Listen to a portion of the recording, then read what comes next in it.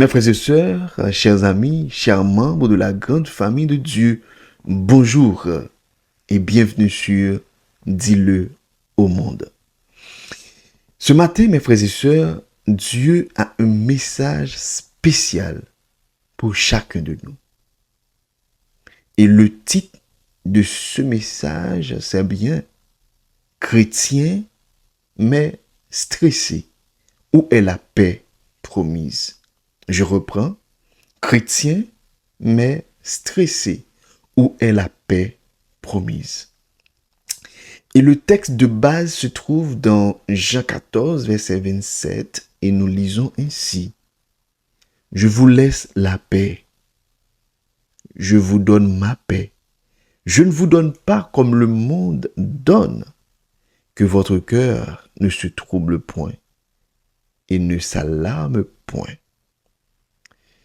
Mes frères et sœurs, prions le Seigneur. Seigneur éternel notre Dieu, merci pour ce nouveau jour. Merci pour ce moment que nous passons ensemble. Ouvre nos cœurs à ta parole. Apaise nos pensées et parle à chacun selon son besoin. Que ta paix remplisse nos vies et que ton esprit nous guide pendant ce message. Au nom de Jésus, Amen. Mes chers amis, nous vivons dans un monde rempli de pression. Même les chrétiens prient, vont à l'église, lisent la Bible, mais malgré cela, beaucoup vivent dans le stress, beaucoup vivent dans l'inquiétude, beaucoup vivent dans la peur du lendemain. Parfois, on se pose une question sincère et la question est la suivante. Si Dieu promet en réalité la paix, pourquoi suis-je encore stressé?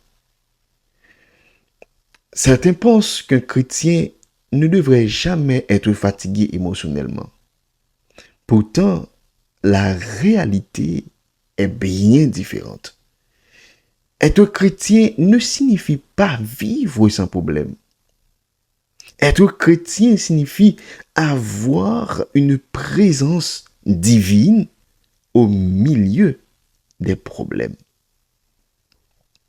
Aujourd'hui, nous allons comprendre pourquoi même les croyants sont stressés. Deuxièmement, où se trouve encore, où se cache la paix promise par Dieu. Et troisièmement, comment retrouver cette paix intérieure malgré les combats, malgré les moments difficiles. Même les croyants traversent le stress. Il y a une chose à savoir, c'est que le stress n'est pas forcément un manque de foi. Parce que dans la Bible, plusieurs hommes de Dieu, plusieurs hommes de Dieu, plusieurs serviteurs ont vécu des moments d'angoisse, des moments difficiles. Par exemple, David qui aimait Dieu, qui chantait, qui priait, mais il a connu la peur dans sa vie. Et David déclare même pour dire que quand je suis dans la crainte, en toi, je me confie. David n'a pas dit que je ne ressens jamais la peur. Il n'a pas dit ça. Au contraire, David a dit, quand j'ai peur, je viens vers Dieu. C'est que cela montre que la foi n'élimine pas toujours immédiatement les émotions. Au cas toujours serviteur de Dieu, servante de Dieu, au cas toujours un problème. C'est pas parce que serviteur de Dieu, c'est pas parce que c'est servante de Dieu pour pas un problème. Ou a aucun problème, mais ou pas seul un problème. C'est ça la différence. On a toujours un problème, on a toujours une difficulté, mais nous ne serons jamais seuls. Même dans le feu, il est toujours là. Dans la tempête, il est là. Nous ne serons jamais seuls. David, en tant que serviteur de Dieu, David qui priait, David qui chantait, David qui dansait. À un moment donné, dans sa vie même, il était fait face à la peur. Mais il te dit, c'est en toi, je me confie. Être chrétien ne veut pas dire que pas de problème, n'a toujours un problème.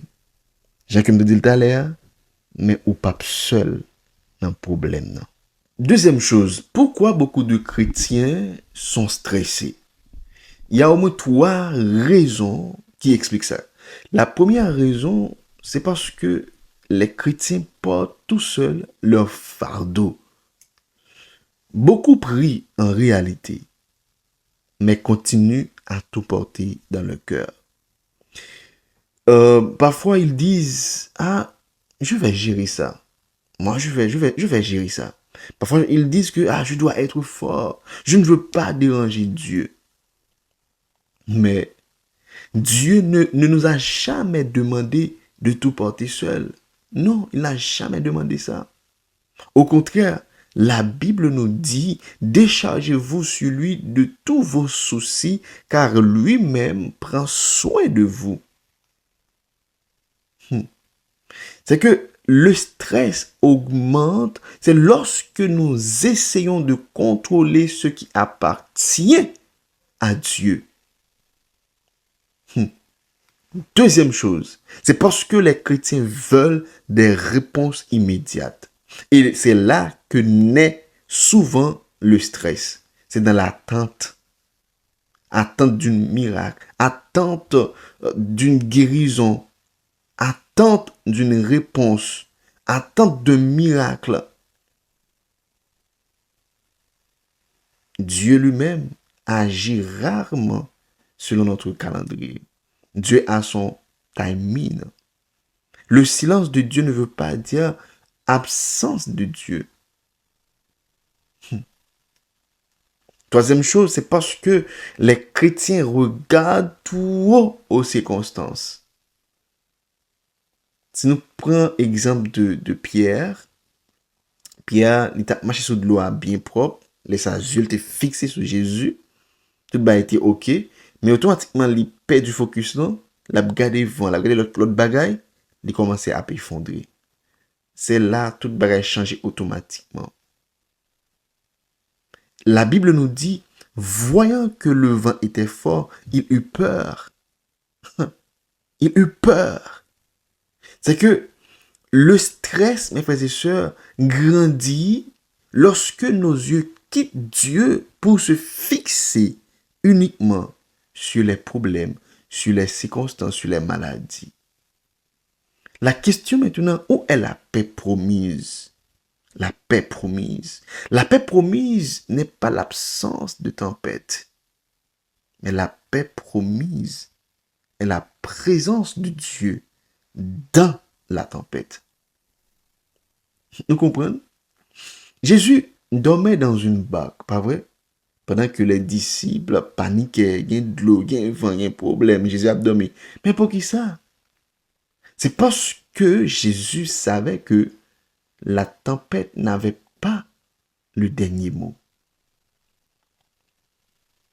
Jésus paraît lui dit, pourquoi avez-vous peur? Gens, peu de foi. Pour qui ça ont peur?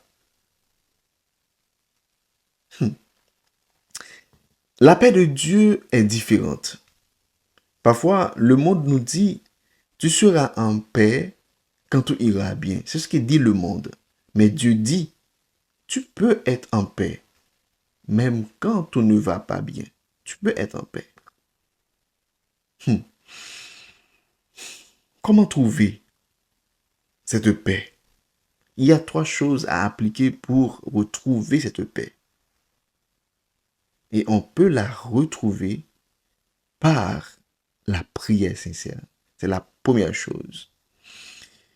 Ne vous inquiétez donc de rien, mais en toute chose, faites connaître vos besoins à Dieu. Bible verset.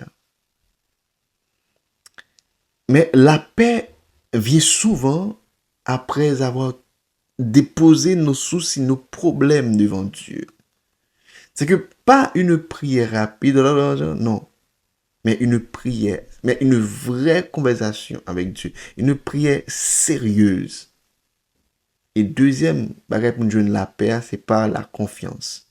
Faire confiance à Dieu, c'est accepter de ne pas tout comprendre. La Bible nous dit, confie-toi en l'Éternel de tout ton cœur.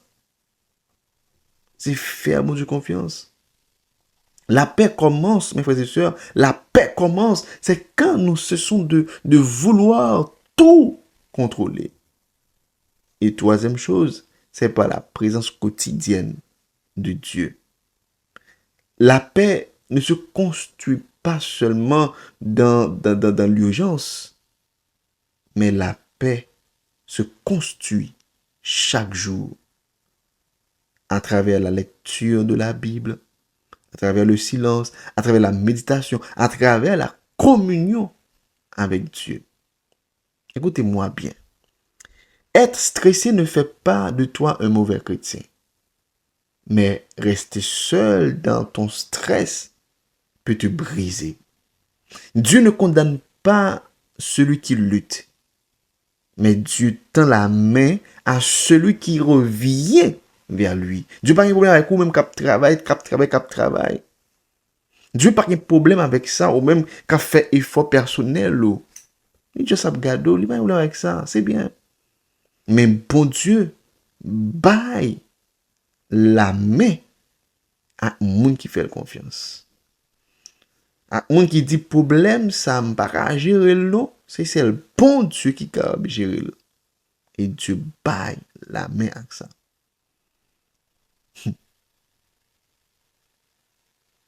Notre Dieu est disponible à nous aider. Oui, il est disponible à nous aider. C'est que on raconte l'histoire d'un homme qui traversait une rivière dans une petite barque. Pendant que il y avait une tempête, les vagues étaient agitées, les vents soufflaient violemment et cet homme croyait que la barque allait couler. Pris de panique, il regarda autour de lui et vit un vieil homme assis calmement au fond de la barque. Malgré la tempête, cet homme semblait en paix. C'est que le jeune homme lui demanda, mais comment tu peux rester si calme alors que nous risquons de sombrer? Et j'aime la réponse. Le vieil homme répondit, j'aime cette réponse. Je ne contrôle pas la tempête, mais je fais confiance à celui qui contrôle la rivière. J'aime la réponse. Cette histoire nous rappelle une vérité simple. La paix ne vient pas quand tout devient facile, mais la paix vient quand nous savons que Dieu est avec nous. Même au milieu de la tempête, il est là. Lorsque je marche dans la vallée de l'ombre de la mort, je ne crains aucun mal car tu es avec moi. Quand je marche sur le terrain de mes ennemis, je ne crains aucun mal car tu es avec moi. Quand je marche dans la vallée de mes humiliations, de mes déceptions, de mes maladies, je ne crains aucun mal car tu es avec moi. Quand je marche dans la vallée de l'ombre de la mort, tu es avec moi. Mes frères et sœurs, parfois tu pries, mais tu pleures, pas vrai? Tu souris, mais tu portes beaucoup. Aujourd'hui, mes frères et sœurs, Dieu ne te dit pas arrêter d'avoir peur. Non, il n'a pas dit ça. Mais il te dit maintenant, viens à moi. Viens à moi avec ta peur. La paix promise n'est pas une vie parfaite, mais la paix promise, c'est Jésus au milieu du carreau. J'ai une question pour vous, mes frères et sœurs. Qu'est-ce qui vole en ce moment ta paix? Dis-moi. Qu'est-ce qui vole en ce moment ta paix? Dieu ne promet pas toujours une route sans tempête, mais il promet de marcher avec nous dans chaque tempête, dans chaque pas difficile. Mes frères et sœurs, nous allons prier. Oui, nous allons prier. Nous allons demander, mon Dieu, capable d'armer nous de force et de courage pour nous capables arriver faire face à la vie, pour nous arriver faire face à la tempête. Nous allons demander, bon Dieu, capable aider nous pour nous capable avoir confiance dans lui-même et nous capable reconnaître que bataille ça, n'est pas pour nous, c'est bataille l'éternel que lié. Même bien que serviteur a dit ça, ça moins devant là, c'est pas bataille pam que lié. C'est bon Dieu même qui parle bataille. Dans difficulté que vous avez, dans problème que vous avez, pendant plusieurs fois, ou essayer pour essayer de résoudre li, mais on balle pas parti. Pendant plusieurs fois, on fait toute ça, ou utiliser toute tactique, toute formule pour jouer une solution. Mon pas joindre. Mais matin, m'invite à déposer les sous dos Jésus. Parce que c'est d'eux qui l'âge. C'est lui qui a recevoir et traiter. Nous allons prier le Seigneur. Prions le Seigneur. Seigneur éternel notre Dieu, nous te remercions infiniment pour ton amour, pour ta grâce envers nous. Merci pour révélation parole. Aidez-nous à mettre en pratique. Aidez-nous à marcher selon la voie, la route que vous-même vous tracez pour nous. Père, nous entendons des paroles et nous voulons appliquer les. Aidez-nous à avoir confiance en nous-mêmes. Aidez-nous pour nous confier nous dans nous-mêmes. Ce n'est pas confier nous sous propre force nous. Parce que pendant plusieurs fois nous échouer, nous tomber, nous même humilier, nous paraître laide. Parce que nous pas apprendre à faire confiance. Mais maintenant, nous devons nous dire nous faire confiance. Alors, s'il te plaît, agis pour nous. Fais-nous grâce. C'est comme ça nous prions au nom de Jésus qui vive et qui règne au siècle des siècles. Amen. Oui, mes frères et sœurs, chrétiens, mais stressés, où est la paix promise? Nous nous retrouvons ensemble, mais comment que nous pouvons joindre paix ça? C'est à travers l'étude de la parole de Dieu. C'est pendant que nous fait mon Dieu confiance. C'est pendant que nous prenons tout chaillot. Nous ne pas prendre pour compte nous, mais nous mettons sous dos l'éternel. C'est comme ça que nous joindre paix. Si nous pas un petit plus, seulement nous disons bye bye, au revoir. À un autre moment pareil. Ciao. Shalom.